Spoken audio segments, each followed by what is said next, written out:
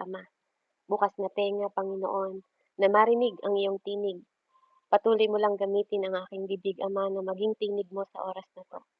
Patuloy, Ama, na magpakilala ka sa amin ng higit pa sa pagkilala namin sa iyo kung sino ka at kung sino, Panginoon, ang Diyos na aming sinasamba sa espiritu at katotohanan. Maraming maraming salamat po, Panginoon, na sa oras na 'to muli naming pag-uusapan at kikilalanin ang kadakilaan mo. A distinct God, Panginoon, na hindi pangkaraniwan. A distinct God, Panginoon, ng katotohanan. A distinct God, Panginoon, na walang katulad, O Diyos. Salamat po, Panginoon, na patuloy naming makikilala ang katangian mo, Panginoon, for no one na nag-create sa'yo. Hindi ka Diyos na may lumalang sa'yo, kundi Diyos ka na ikaw ang lumalang sa bawat isa sa amin. Kaya salamat po sa oras na 'to, salamat sa gabing ito, Panginoon. Salamat na muli kang magpapakilala sa amin at patuloy mong buksan ang puso at isip ng bawat isa na nasa loob ng gawaing ito. Bago man kami, Panginoon, sa pananampalataya o hindi, Lord, hayaan mong ang mensaheng ito ay patuloy na magdala at magdulot, Panginoon ko, ng tunay na kaliwanagan. Tunay, Panginoon, na understanding, Panginoon, at karunungan na nagmumula sa iyo. Patuloy mong liwanagin, Ama, ang patuloy na kaalaman, Panginoon, at patuloy na pag-acknowledge namin kung sino ka at bakit kailangan ka naming kilalanin, Panginoon, bakit kailangan ka naming i-honor, ba't kailangan ka naming pasalamatan, bakit kailangan ka naming sambahin. Maraming salamat po, O Diyos, sa oras na 'to. Pinupuri kita at nagpapasalamat ako na patuloy mong ginagamit ang aking buhay, Panginoon ko, even sa imposible, Panginoon ko, na karunungan, Ama, na inaabot mo sa bawat isa sa amin. Salamat na ginagamit mo ang bawat isa na maging alulod, Panginoon, sa iba't ibang kaparaanan, sa iba't ibang lugar, Panginoon. Maging maging foundation din nawa namin, Panginoon, ang mensaheng ito ngayong gabi, na punong-puno ng kagalakang tatanggapin ang iyong banal na salita sa oras na 'to. Salamat po, Ama, salamat Holy Spirit, salamat God the Father, salamat Jesus, in the mighty name of Lord Jesus I pray. Amen and amen. So praise God. Dako po tayo I am excited talaga na mai-share sa inyo ito kasi alam nyo ba, nasa 7 series na ako. 7 series na po siya. Amen. Na ito, nasa point 2 pa lang ako. Kaya purihin ang Panginoon, sana po maging pagpapala din sa inyo yung mensaheng ito, a distinct God. So pag tinawag na distinct, amen, ito nga yung sinasabi natin na siya, wala siyang katulad. Amen. Dakila. Yung mga kamangha-manghang gawa niya, kahit hindi mo maipaliwanag, meron siyang pinagkukunan. Amen. Yung distinct na hindi mo alam kung saan nanggagaling pero mamamangha ka, kamangha-mangha. Yun ang niya sa Tagalog, a distinct God. Amen. So ang key thought natin ngayong gabing ito is the God who needed nothing made everything. And He made you on purpose. Okay? Ang Panginoon na hindi nangangailangan sa bawat isa sa atin pero ginawa at nilikha niya lahat ng nakikita natin. At ikaw rin mismo, ikaw at ako, sa lahat ng mga nakakarinig nito, ikaw at ako nilikha ng Panginoon. Amen? Into purpose. So ano yung pinaka-core truth? Ano yung pinakabuod ng katotohanan ng mensaheng ito sa bawat isa sa atin? That you are not a product of chance. Amen? Hindi ka lang aksidente, hindi ka chance dito na nilikha ka lang kaya ka nandito sa mundo. You are deliberate creation of an uncreated God who has never stopped holding you together. Amen? Ikaw ay dineliver dito ng Panginoon. Kinreate ka niya. At hindi siya tumitigil na hawakan ka at i-put together ka para lang maintindihan natin yung gustong ipaunawa sa atin ng Panginoon. Last time, we established yung word ng Panginoon about a distinct God. Nagsimula ako sa Genesis, one God, eternal, existing as a Father, Son, and the Spirit. Amen? Kaya yung iba dito, amen, kung kayo ay nasa part pa po ng Christianity, 'di ba? We always pray na part din kayo ng Christianity pero iba-iba tayo ng mga doctrines, iba-iba tayo ng mga pinag-aaralan natin. And sometimes hindi yun malinaw sa atin, kaya tayo nananalangin na in the name of the Father, the Son, and the Holy Spirit because they are one. Pero iba-iba sila, 'di ba? They are not created, hindi sila nilikha ng tao. O wala silang pinanggalingan because they are the creator. Amen? They was before, bago pa tayo. Before all created things, sila muna. Amen? The Word was with God and the Word was God. Sabi po, not a hierarchy. Ibig sabihin doon sa hierarchy, katulad ng mga business natin, di ba, na parang pyramid, siya yung pinakataas, tapos nag-milk ng dalawa, yung dalawang leader nag-milk ng tatlo, hindi po siya ganon. He is the head, amen, and we are all creation ng Panginoon. Hindi lang siya basta a council, o co-equal, o co-eternal. Amen? Wala siyang beginning. Amen? Even tinatawag siya na Diyos na beginning and end or Alpha and Omega, He don't have beginning. Ito yung Diyos na pinagsisilbihan natin. Ito yung Diyos. Amen? Kasi kung may nag-create sa Diyos natin, hindi natin siya tatawaging Diyos. Amen? Kung may pinagmulan ang Diyos natin, hindi natin siya tatawaging Diyos. Kaya siya tinatawag na Diyos kasi hindi siya kinreate ng kahit sino o kahit sino sa atin. You are creation ng Panginoon but not Him. Amen? Kaya napakahalaga po na malaman natin yon. Kaya the church did not decide this. Hindi dinicide ng church na magkaroon ng Diyos. The scripture declare. Amen? Or the word of the Lord declare it. Sinasabi ito ng salita ng Diyos. Wala siyang pinanggalingan. Hindi siya kinreate ng church. Hindi rin church ang nag-decide sa kanya or even ang tao ang nag-decide na magkaroon ng Diyos. Kaya nga lahat ng dinidecide ng tao na nasambahin, tinatawag na idol. Kasi it is all created by God. Amen? Kaya siya nagkakaroon ng jealous. Our God is a jealous because mas sinasamba natin yung nilikha ng tao. Yung mga tao na sumasamba sa puno, ibon, sa mga lamang dagat. Amen? Kaya God is a jealous God. Pag sinasamba mo, mas mahal mo yung pamilya mo kaysa sa Diyos. Amen? Sometimes, akala natin yung mga sumasamba lang sa ribulto, ang may idolatry na tinatawag. Alam nyo, ang pagsamba po sa mga nilalang sa mundo, it is a spirit. Spirit po yun. Kasi saan ka nakakita ng tao na sasambahin mo'y puno? Amen? It is a spirit of idolatry. Spirit po yun. Kasi walang normal na tao na sasamba sa puno. Walang normal na tao na sasamba sa ibon, sa Buddha. Walang normal na tao na sasamba sa elepante. Naniniwala po ba kayo doon? It is a spirit. 'Di ba? Bakit ka biglang liluhod sa mga ginagawa lang na likha ng tao? It is a spirit, mga kapatid. Amen? Kaya kasi ang normal na tao na tamang may pag-iisip, amen, at nakakakilala sa Panginoon, hindi ka mapapaluhod. Amen, sa mga puno, sa mga estatwa. Amen? Hindi ka luluhod sa gawa ng kamay ng tao. Amen? O gagawin mo lang yung inuutos sa'yo kapag conscious ka. 'Di ba? Kapag alam mo ang ginagawa mo, hindi mo gagawin yun. Sandali lang. Ba't ka magpapausok? 'Di ba? Bakit ka mag-aalay? 'Di ba? Sa Diyos na hindi mo kilala, ba't ka maghahain ng mga prutas? Amen? Hindi mo naman kilala yung Diyos na pinagsisilbihan mo, 'di ba po? Kaya naniniwala po ako, sumasamba tayo sa Diyos kasi kilala natin siya. Alam natin, we are conscious. Alam natin, hindi tayo walang conscious sa ginagawa natin. We are aware sa ginagawa natin, bakit tayo sumasamba sa Diyos.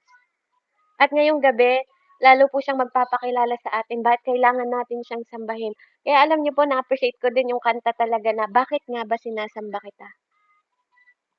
Bakit nga ba pinasasalamatan kita, Panginoon? Amen? Dahil sa siya ay siya. Amen?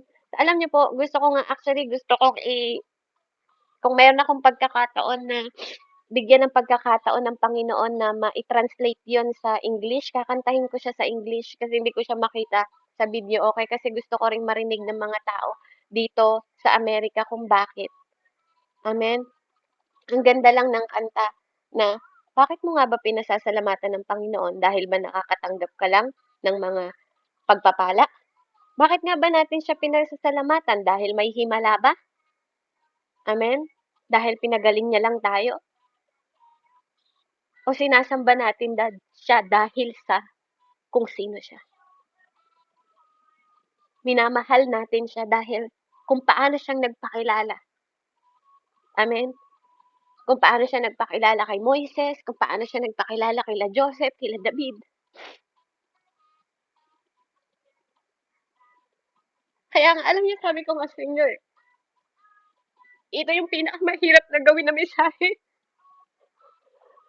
Kasi habang ginagawa ko yung mensaheng ito, tumutuloy luha ko. Para sa akin, madali lang gawin yung mga sa prophecy. Alam niyo yun? Madali lang gawin yung mga mensahe na thanksgiving, gratefulness sa Panginoon. Pero yung ipakilala siya,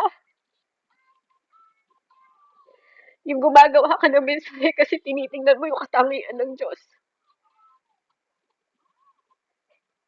I think yun yung pinaka heavy things. Alam niyo yan, yung parang sa puso mo habang sinusulat mo, oo nga, ikaw ito eh. Kaya sometimes, alam niyo po, to be honest, I'm not excited sa prophetic sa akin. Hindi ako excited sa prophecy. Hindi ako excited sa mga bagay na, alam niyo po yun, yung mga tinatanggap ko na mula sa ibang tao na nakikita nila yung vision, nakikita nila yung ganito. Kaya hindi ko naman hiniling sa buhay ko na makakita eh. Pero sinungaling ako kung sasabihin ko sa inyo na kahit minsan hindi ko hinangad. Hinangad ko pero alam niyo yung rebuking agad ni Lord sa akin nung sinabi ko na, Lord, gusto ko rin makita yung anghel.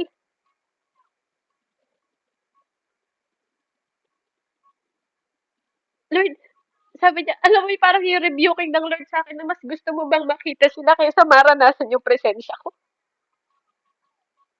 Binawi ko agad, Lord, ayoko na pong makita. Hindi bali na. Mas okay na sa akin naririnig kita. Mas okay sa akin na naririnig ko yung tinig mo. Mas okay sa akin. Sabi ko nga, na nararanasan ko na nagagabayan ako ng direction kasi mas naririnig ko ng malinaw yung tinig mo. Kasi sa tinig mo, mas nakikita ko yung vision. Alam niyo yun? Kaya nga, my sheep hear my voice, sabi ni Lord. And He know me, and He follow me. Kaya doon ko mas naintindihan na mas mahalaga pala talaga yung naririnig mo ang tinig ng Diyos kaysa marami kang vision na nakikita pero hindi mo maipaliwanag. Kaya nga sa prophecy, sinabi ko sa inyo, mas mahalaga yung first beginning ng ating prophetic na pinapaano ko tuwing Sunday is mas mahalagang marinig nyo ang tinig niya. Yun ang unang pag-aralan natin, ang voice of God, kaysa sa ibang mga bagay. Kasi pag narinig mo ang tinig ng Diyos, mas mauunawaan mo. Mas makikita mo ng clarity, mas nagagabayan ka. Anong gusto mo? Nakakakita ka ng vision o naririnig mo yung tinig niya? Kasi hindi ka pwedeng magpakamali. Pag narinig mo ang tinig niya, amen, hindi ka magkakamali. Kasi sa tinig pa lang, madadirect ka na niya, magaguide ka na niya, magiging clear sa'yo. Kesa mas nakakakita ka ng picture sa panaginip, nakakakita ka nga pag pumikit ka pero walang explanation. Pero sa tinig pa lang, kompleto siya. Kaya kahit nga wala tayo sa Panginoon noon eh, di ba? Kahit wala tayo sa Panginoon, Ate Kahuna, maririnig mo, anak, wag mong gawin yan, masama yan. Di ba? Nagkakaroon ka. Di ba? Alam mo agad. Parang, oo nga no. Bata pa lang ako, anak, wag mong kupitin yung 5 piso ni mama mo, pambili niya yan. Alam mo yun, may naririnig kang tinig kahit wala ka pa dati sa Panginoon eh. 'Di ba? Bakit may naririnig ka na andun yung tinig na yon? Pero sumusunod ka kahit walang nakakakita sa paligid mo, lilingon-lingon ka, parang may nagsalita sa akin na wag kong kukupitin yung 5 piso ni mama. Amen? Kaya napakahalaga po dun pa lang sa tinig na yun, na-guide ka na niya, Bigla mong ibubulsa yung kamay mo, 'di ba? Naranasan niyo ba yun? Ako naranasan ko po yun. Bigla mong ibubulsa yung kamay mo na para bang may nakatingin sa'kin. Bakit alam mong kukupitin ko yung ₱5 ni mama, 'di ba? Naranasan niyo ba yun? Totoo po yun, 'di ba? Nung kahit wala pa tayo sa Panginoon, alam mo lang na may Diyos pero naririnig mo talaga. Amen? Oo, yung itlog na manok, 'di ba? 'Pag kukunin mo itlog na manok kahit nakatingin sa'yo yung inahin ng manok, 'di ba? Parang, "Wag mong kukunin yan, tutukain ka ng manok." Praise God. Ayan, so purilang at least 'di ba nakaka-relate kayo sa sinasabi ko. Amen? So, that's the thing. Amen? Ano natin, hangarin natin yung tinig ng Diyos. Amen? So, the God who needed nothing. Wala siyang kailangan sa'yo, Ate Neds. Amen? Sa mga bago po, pag nabanggit ko lang yung pangalan ninyo, wag lang kayong ma-offend po sa mga bago. Ito lang po ako. Ganito lang talaga akong maghayag. And sometimes matalim po ako magsalita, but I'm not galit. Hindi po ako galit. Amen? I just want to express yung pong mensahe para lang mas madali nating maabot. Amen? So si God, wala siyang kailangan sa'yo, Ate Jane. Even mawala ka sa mundong ito, He can use other people. 'Di ba? Kuya James, kahit hindi ka umawit sa Panginoon, sabi nga, pwedeng umawit ang mga bato. Hindi niya tayo kailangan, yun ang totoo. Amen? Yun ang totoo. Yun ang totoong katotohanan. Sabi nga, pag hindi ka nag-worship sa Diyos, kahit di ka mag-worship, kahit di mo pagamit ang tinig mo, mag-aawit ang mga bato para magpuri sa Kanya. Kaya siya distinct God. Kasi kaya niyang pakilusin lahat ng kinreate niya sa mundong ito. Pero yun lang yung nakakalungkot. 'Di ba? Yun lang yung nakakalungkot sa atin kasi pwede tayong gamitin pero di tayo nagpagamit. Amen? Yung chance na maawitan sana natin Panginoon, amen? Pero dahil hindi natin siya kilala, mas nagamit natin tinig natin sa mundo. Pero like I said, the core truth is, inaabot tayo ng Panginoon. Inaabot niya tayong lahat. Amen? So ito yung Diyos na hindi ka naman talaga kailangan ng Diyos, but He made everything. He made everything. Para saan? For what purpose? Amen? Point number 1 po natin. He is the creator of all things. Amen? He is the creator of all things. Point number 1. Nehemiah 9, pabasa na lang po sa Tagalog mamaya. Nehemiah 9 verse 6. You alone are the Lord. You made the heavens, even the highest heavens, and all their starry hosts, and the earth, and all in on it, and the seas, and all in it them. You give life to everything. Okay? Siya ang nagbigay ng buhay sa lahat ng bagay. And the multitude of heaven worship you. Pabasa po sa Tagalog, Nehemiah 9, verse 6. Amen. Ayan. Sabi po dito, at ang lahat ay sama-samang nananalangin ng ganito. Yahweh, ikaw lamang ang Panginoon. Ikaw ang lumikha ng kalangitan at ginawa mo ang lupa, ang langit ng mga langit, ang lahat ng bituin doon at lahat ng narito, ang dagat at ang lahat ng naroroon. Binibigyang buhay mo sila at ikay sinasamba ng buong kalangitan. Amen. Glory to God. Amen. Purihin po ang banal na salita ng Diyos. Hindi ko po yun sinabi. Sinabi po yun ng banal na salita. Amen? 2 words carry everything, mga kapatid. You alone, sabi niya dun sa word. You alone are Lord. Are the Lord. You alone. Amen?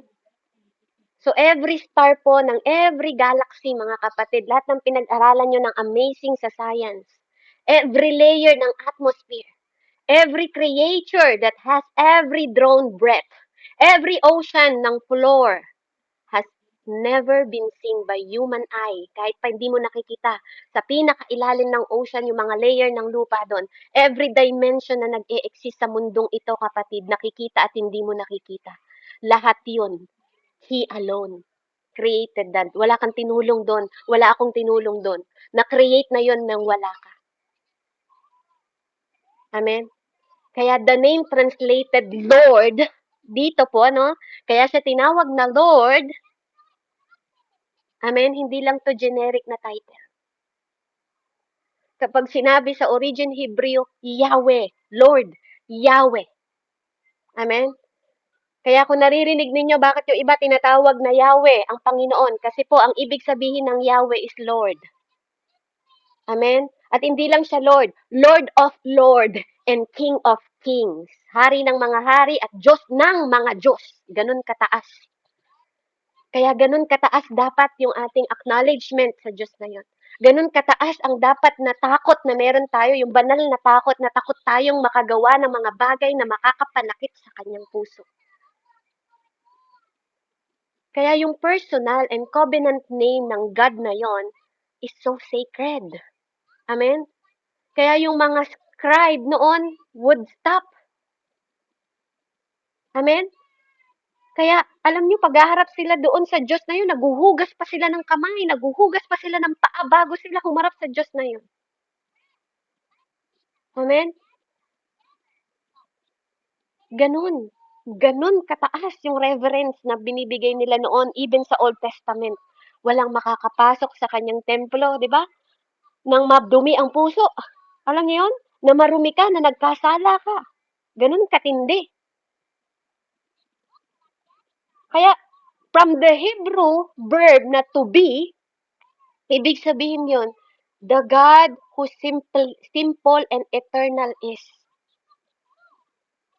Kaya Yahweh alone made everything. Yung Lord na yun, mga kapatid, Lord alone made everything.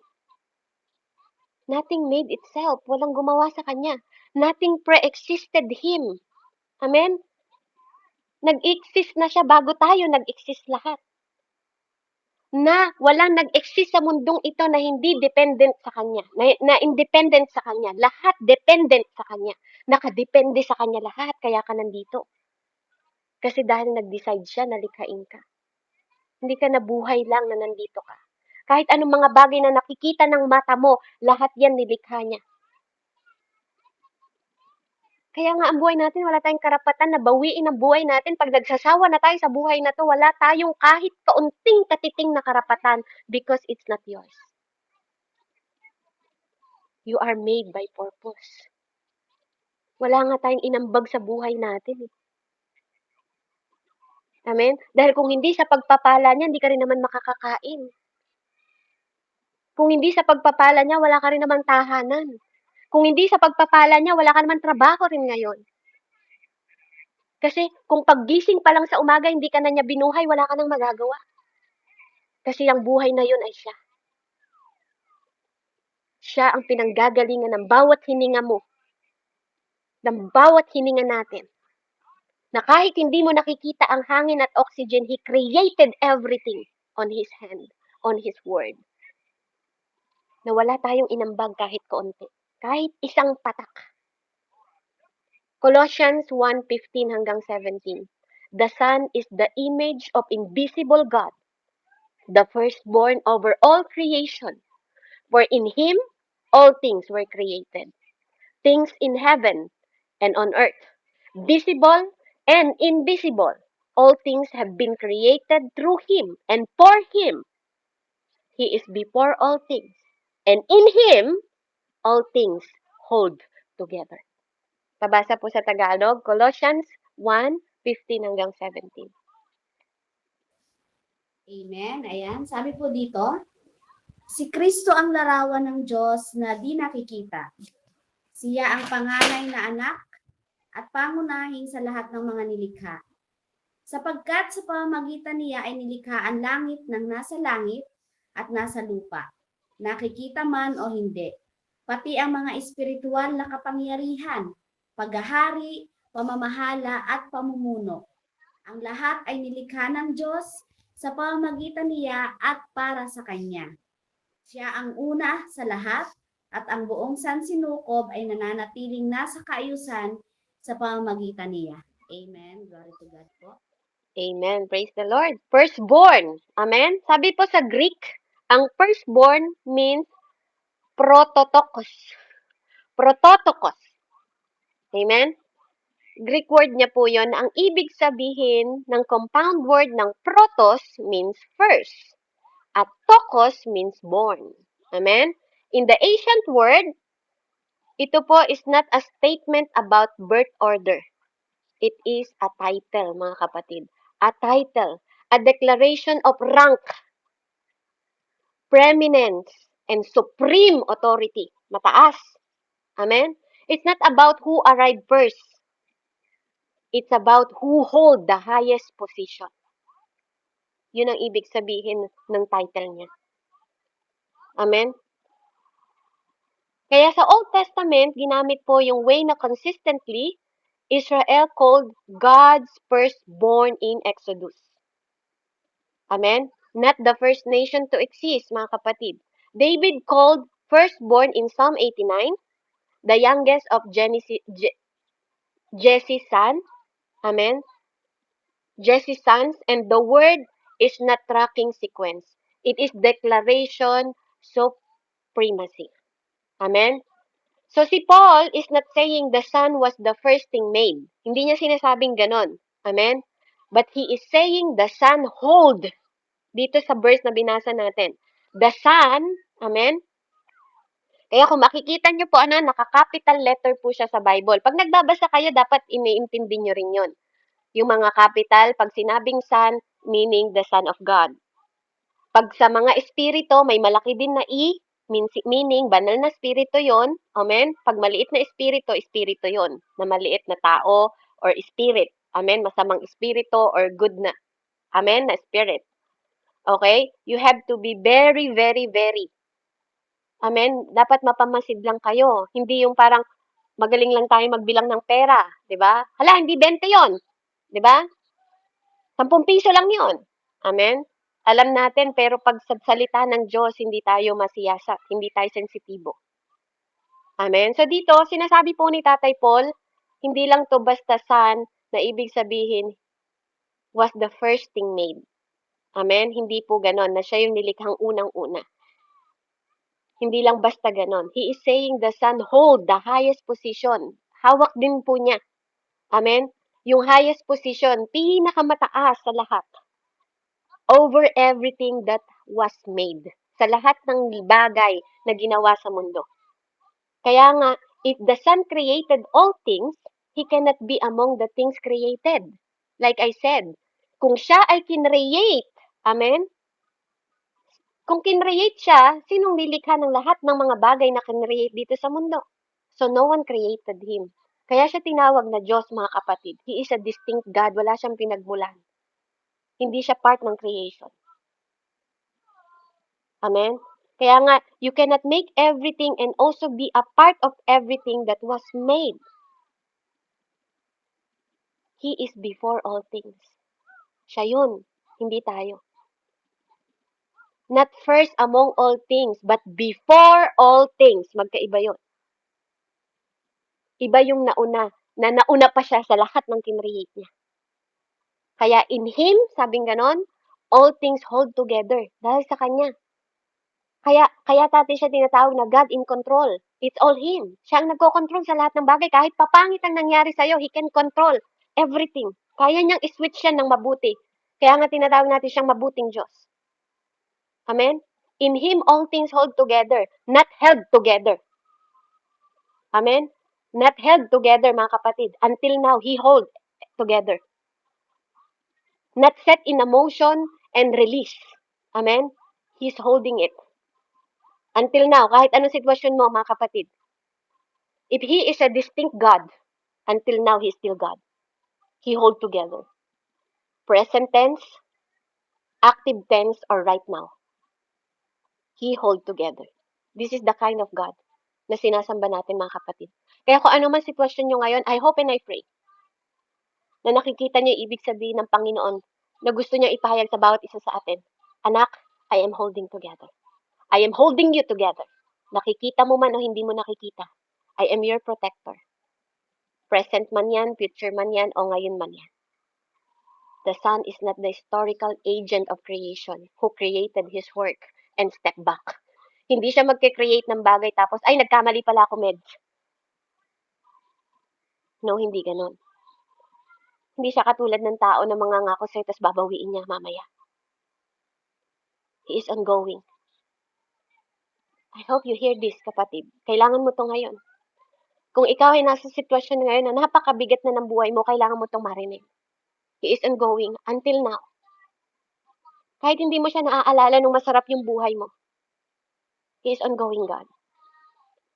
Siya yung present until ngayon. Active pa rin yung force na to. Kahit ano pang nag-i-exist, itself remain coherent. Hanggang ngayon, minamana natin to. The universe is not running on its own. Nasa kamay niya lahat to. So can you imagine how big the hand of God? It is being held in place, mga kapatid, right now, by the Son. By the Son of God. Nang ibig sabihin po ano, there is not a single dimension, kapatid. Wala kahit isa na dimension ng buhay mo na nasa outside ng aware, na hindi aware ang Panginoon. Walang kahit parte ng buhay mo na hindi niya alam ngayon. You don't have to say. Kasi bago pa yan mangyari sa'yo, alam niya. Wala kahit isang single ng buhay mo na hindi niya alam ang dimension ng buhay mo. Na hindi siya aware. Hindi ang kalusugan mo, hindi ang finances mo, hindi ang kasal mo, hindi ang conversation mo sa ibang tao, hindi ang kahit anong diagnosis mo na inaantay, hindi ang decision mo na hindi mo pa ma-figure out kung paano mo gagawin. Kapatid, I just want to remind every one of us, you did not hold yourself together last night. Hindi mo hawak yung buong sarili mo kagabi. He did. Kaya nga desisyon mong matulog kagabi, pero hindi mo desisyong magising kaninang umaga. Kung palagay mo hawak mo ang desisyon sa buhay mo, kung palagay mo ba hawak mo ang control sa buhay mo, kung palagay mo hawak mo ang kwento ng buhay mo, you make mistake. Nothing you are carrying right now is outside of the sustaining hand. Not one thing. Not one thing. Do you think gusto ni Judas na i-betray si Jesus? Sa palagay nyo, aksidenteng i-betray ni Judas si Jesus, mga kapatid? Do you think so? Do you think decision ni Judas na i-betray si Jesus? O part yun ng purpose niya? Think of it, mga kapatid. Do you think aksidente na may mga failure ka sa mundong ito? O talagang kasama yon sa kwento mo? Do you think aksidenteng nandito ka ngayon sa loob ng gawaing ito? O nakatakda na ang araw na to papasok ka sa online Bible study? Dahil walang araw, oras, o panahon na wala sa kontrol ng kamay ng Diyos. Do you believe na aksidenteng makakakilala ka sa Diyos? Now tell me, kausapin mo yung sarili mo ngayon. Naniniwala ka ba talaga na ikaw nagkokontrol sa buhay mo? O may Diyos na nag-holding together sa iyo? Kaya hindi ka pa napahamak, hindi ka pa namatay, hindi ka pa sumusuko until now because there is someone holding you together that is in control. Yung powerful God na nakikita at hindi mo nakikita. Hino-hold ka together para hindi ka mag-give up. Na sinasabi niya ngayon na there is hope in me. Amen? Kaya this week, mga kapatid, pray.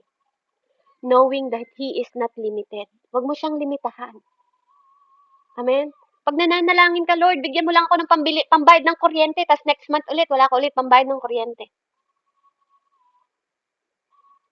Amen? Huwag ganun. Let your will be done. Amen? Pag humingi ka, huwag mo nang limitahan. Kaya tingnan niyo yung babae na nanghingi na binigyan ng Panginoon, no, na asawa ng propeta, yung balo. Kung hindi niya nilimatahan yung mga banga na binigay niya, na paglalagyan ng langis, do you think mauubusan siya? Ang Panginoon hindi mauubusan. Minsan tayo lang ang naglilimita sa Kanya. Kasi tayong tao, limited tayo. But not Him. Hindi rin siya distant sa'yo. Hindi siya malayo sa'yo. He is not preoccupied too. Hindi natin siya kayang okupahan. Pwede ka, ikaw siguro kaya mong sabihin na, Lord, tama na yung blessing, tama na. Pero siya hindi. Amen? He is listening. Kung gaano man kabigat yung pinagdadaanan mo, kapatid, sinasabi ng Diyos ngayon sa'yo, anak, nakikinig ako. Say it loud. Say it loud. You made this. You are holding this. And you are holding me. Diba? Yun ang panalangin mo dapat, Lord. Before the noise ng mga mundong ito, bago pa ako marating sa kaingayan ng mundong ito, ikaw muna. Pwede mo rin sabihin, Lord, take 60 seconds na magkaroon lang ako ng tahimik na makausap kita. Acknowledge. He is already present, mga kapatid. You are not walking into your week alone. Itong buong linggo na to, na nilalakad mo, hindi ka mag-isa. Kapag alam mo na i-acknowledge ang Panginoon, you walk together. Kapartner mo siya. Amen? Kaya minsan nakakalungkot lang na nakasandal tayo sa asawa natin. Pag nawala na yung asawa natin, parang wala na tayong pag-asa. Learn to acknowledge God. Sumandal ka sa Diyos. Kahit mawala yung asawa mo, hindi ko po sinasabi na mawala yung asawa ninyo. But, kapag nakasandal ka ng nakasandal sa mundong ito, sa kapatid mo, sa anak mo, amen? Nakasandal ka sa kapansanan mo, walang mangyayari sa'yo. Pero kung sasandal ka sa Diyos, mag-yield ka sa Diyos, gagawin mo siyang kapartner, makikiyok ka sa Diyos, lahat ng burden mo. Amen? Kayang baguhin ng Panginoon. Pero kung sa tao ka mo umaasa, paano? Pero alam mo kung anong kayang gawin ng Diyos? Kaya niyang gumamit ng tao na magpala sa iyo. Point number 2 po. Ulitin ko, no? Point number 1 natin. He is the creator of all things. Amen? Kahit papera yan. He create money, mga kapatid. Amen? He can create money kahit sa pamamagitan ng isda. Kaya nakapagbayad ng tax si Peter. Amen? Hallelujah. Point 2, mga kapatid. You were made by the uncreated God on purpose. Amen? You were made. You were made. Tapos po yun na, made. Tapos na. By the uncreated God on purpose. Amen? On purpose, mga kapatid. Hindi ka walang purpose. Kaya kahit sabihin nila na ikaw wala ka silbi. Minsan nasasabi natin sa anak natin yan eh. May silbi po yan. May silbi po yan. Amen? Kaya napakahalaga, mga kapatid, no po, na ma-appreciate natin. Ma-appreciate po natin lahat na ma-create ng Panginoon. Kasi walang bagay na create ang Diyos na walang purpose. Kahit sa parte ng katawan mo, kahit nga puwet, sabi ko nga po sa inyo, may purpose yan eh. Pag di ka nakatai, sasakit tiyan mo. Di ka makakapag-isip ng maayos, di ba? He create everything na may purpose, kahit langgam pa yan. Anumang bagay na nag-e-exist sa mundong ito, may purpose yun. Psalm 139, verse 13 to 16. For you created my inmost being. You knit me together in my mother's womb. I praise you because I am fearfully and wonderfully made. Your eyes saw my unformed body. All the days ordained for me were written in your book before one of them came together. Pabasa nga po sa Tagalog. Psalm 139, 13 to 16. Amen. Sabi po dito, verse 13. Ang anumang aking sangkap, ikaw, O Diyos, ang lumikha. Sa tiyan ng aking inay, hinugis mo akong bata. Pinupuri kita, O Diyos, marapat kang katakutan. Ang lahat ng gawain mo ay kahangahangang tunay. Sa loob ng aking puso, lahat ito'y nakikintal. Ang buto ko sa katawan nung iyon ay hugisin. Sa loob ng bahay bata do'y iyong napapansin. Lumalaki ako roong sa iyo'y di nalilihim. 16. Ako'y iyong nakita na hindi pa man isinilang. Batid mo kung ilang taon ang haba ng aking buhay. Pagkat ito'y nakatitik sa aklat mo na talaan, matagal nang balangkas mong ikaw lamang ang may alam. Amen. Glory to God po. Amen. Tanungin lang kita, Ate Meds, anong una? Calling or purpose?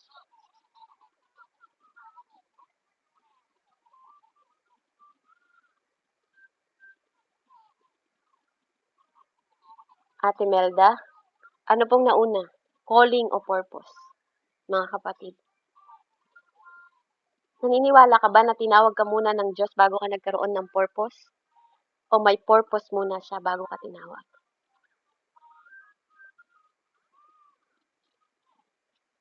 Nakita niyo po, mga kapatid.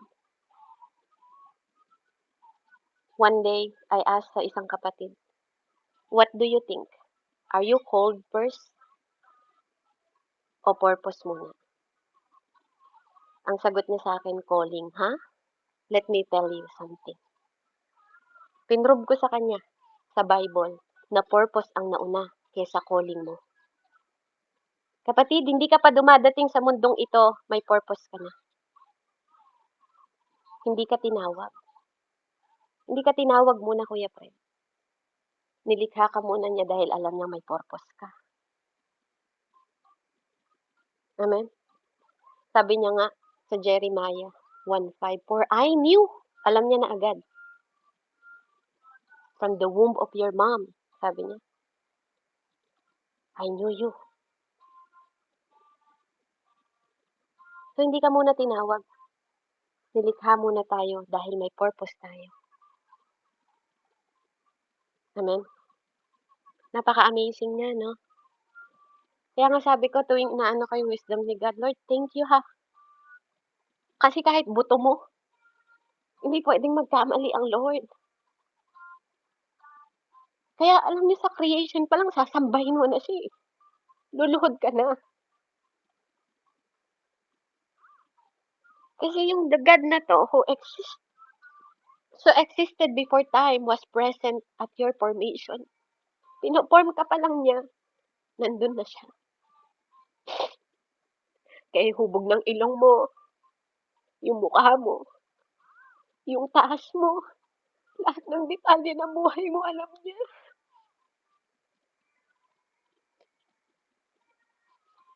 Kaya do you think, yung kwento mo hindi niya alam?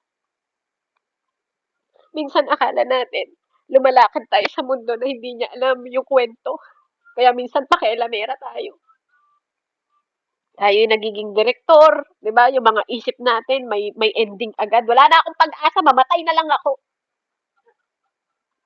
Pero salamat kasi may Diyos na nag-hold sa atin together. May Diyos na naglikha sa atin. May purpose ka pa, anak, hindi pa pwede. Hindi lang siya nag-o-observe sa'yo kung paano ka namumuhay in distance. He is present.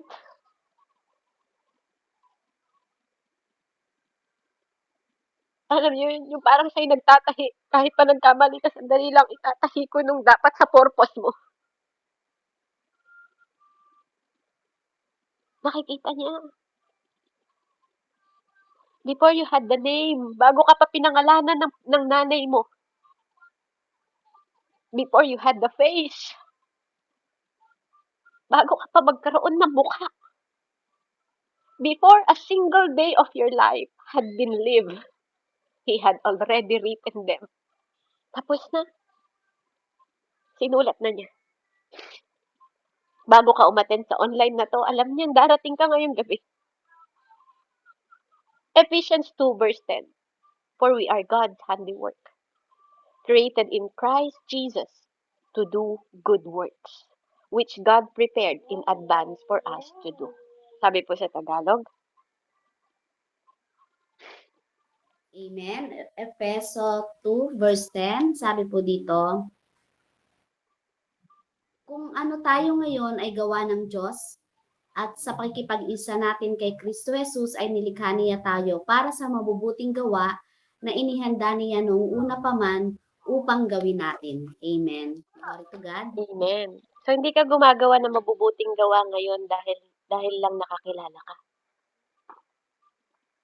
Alam niya yung purpose niya in advance. You are predestined. Handiwork means poema. Sa Greek word po, the word from which we get in English word poem. Para kang tula. You are not the product of random processes, mga kapatid. You are not an accident. Hindi ka accident na nag-arrive. Amen? Na dumating dito sa mundo. And ngayon, hinahanap mo, you're trying to find the meaning of you. Meaning ng buhay mo. Yung ma-deliberate ka sa composition. You are crafted with intention, kapatid. Nilikha ka niya. Para kang banga na nilikha niya na may intensyon. Na inaalagaan niya. He care about you. Every specific ng purpose mo already written before you existed. Kaya kung alam mo, nagdidesisyon ka lang ngayon, you're wrong. Maniwala ka. Tapos na. Alam niya kung paano ka magdidesisyon ngayon, kahapon at bukas. That purpose, nakaprepare yun in advance. Bago pa lang, Ate Cristita. Bago ka pa lang magdesisyon na pumunta dito sa online, alam niya yun. Bago ka humayo sa mga kamag-anak mo, yun yung purpose niya sa'yo. Before you were born, bago pa ipinanganak, before you made single choice, every single choice ng decision mo, alam niya. Bago ka maging successful, o mag-succeed, o mag-failed, sa kahit anong bagay. The work were already waiting for you. Alam na ng Lord ang ending natin. So the question is not, does my life have meaning? Makabuluhan ba yung buhay ko? Amen? Kapatid, mali pala yun kapag nagtatanong tayo, anong kabuluhan ng buhay ko? Kasi yung question na yun was answered before you arrive. Bago ka palang dumating, may sagot na si Lord. Kaya nga pala, alam ng Lord kung sinong para sa Kanya at hindi para sa Kanya. Amen? You were known before you were formed. Alam ka na niya bago ka palang niya i-form. Kilala ka na niya bago ka palang i-form. You are written. You were written. Di ba? Nag-aaral man tayo ng English. You were known and you were written before you were born. Ate Jane. Amen? So, mali pala yung question natin. Nakabuluhan ba talaga yung buhay ko? Because who He is and what He chose, amen? Dahil yun sa Kanya lahat. Not because of what you have done. Not because of what you will do. O mga gagawin mo pa lang. Nilagay niya na yan sa kwento mo. Alam niya na kung sino ka. Alam niya na kung sino ako. Because of He is. And what He chose. Kaya nga sinasabi niya, I chose you, not you choose yourself. Ako pumili sa'yo. Ako. Sapat yun. Amen? Kaya kapag ang kasinungalingan, naririnig ninyo, when the light comes, na dumating ka sa mundong ito na aksidente, bring it back to this. Balik ka ulit. Balik ka ulit sa pinag-aralan natin ngayon. I am not an accident. I am a poema. Amen? Hard work. Diba? Tayo yung handiwork ni Lord. I was known before I was formed. Kilala ko ng Diyos ko bago pa lang ako pinorm. I was written before I was born. Hindi ang birth certificate mo ang pinakauna. May birth certificate si God na siyang unang-una. Alam niya kung anong date ka ipapanganak, anong date ka mamamatay, ilan ang bilang ng buhok mo. Baka nga doktor hindi nila alam, but your God known. Your Creator know. And the God who hold all things together is holding me. Ipaalala mo yun sa sarili mo. On purpose, mga kapatid, hindi aksidente. On purpose, kahit pa sa failure mo, kahit pa sa mga pagkukulang mo, kapatid, mahal ka ng Diyos on purpose. Hindi siya nagkamaling minamahal ka. Hindi siya nagkamaling namatay para sa'yo. Paulit-ulit mo tong sabihin sa sarili mo until you believe.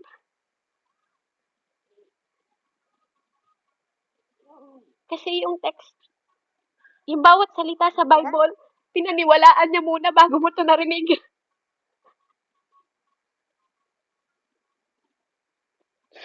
Ginawa niya muna bago mo to narinig.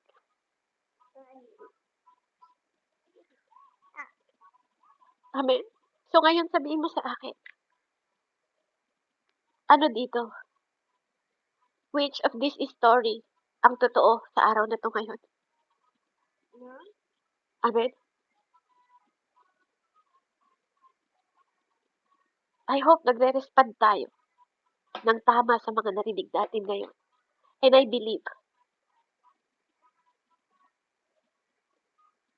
napaka-personal ng Panginoon sa buhay natin, mga kapatid.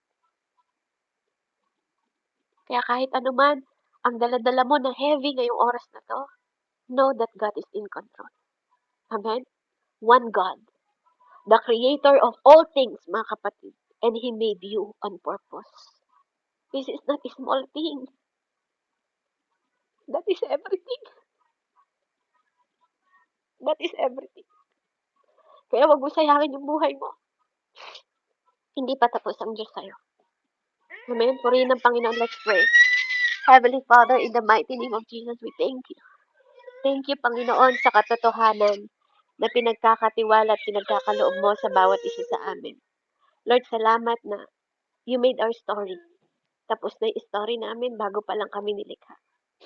Salamat, Panginoon, na ikaw ay Diyos Ama na nakakaalam ng failure namin, future namin, even in present, Father God. You made us in purpose. You made us, Panginoon, bago pa lang ang sanglibutan. Kaya maraming salamat sa karunungan, sa understanding na ipinapaunawa mo na walang aksidente sa amin. Kaya purihin ka dakilang Diyos dahil kung sino ka. Purihin ka dakilang Diyos dahil mabuti ka noon, ngayon at magpakailanman.